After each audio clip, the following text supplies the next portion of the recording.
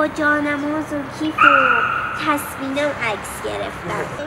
سوگل و صدف. اینجا کعبه است. اینم شیرین طلا.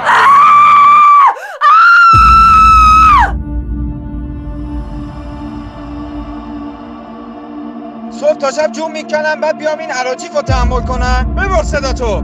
طلاق میگیری؟ بهتر دیگه بهت ربطی نداره چی کار میکنم. کی میرم کی میام کجا میرم. فقط خواهی نسی بسید تو آدم از زندگی من نبودی نیستی. تو خوبی بابا تو خوبی. من دور آدم سکه نمیخوای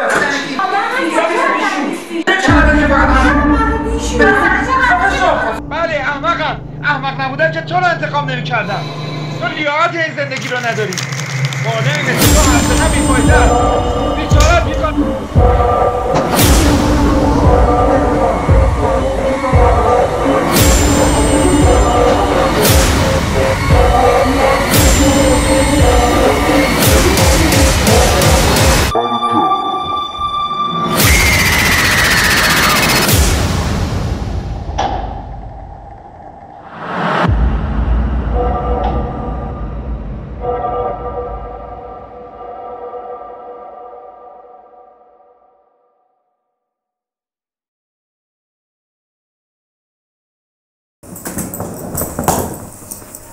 من میرم تو باید بهشت تنها میذارم.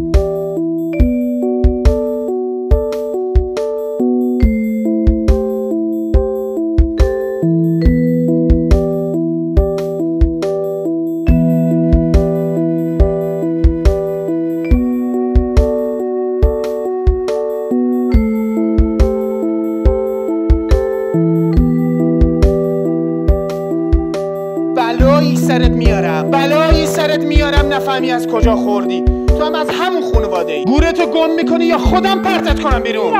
اسیرم فکر کردی وای میستم تا هرچی از دهنت در بیاد بارم کنی.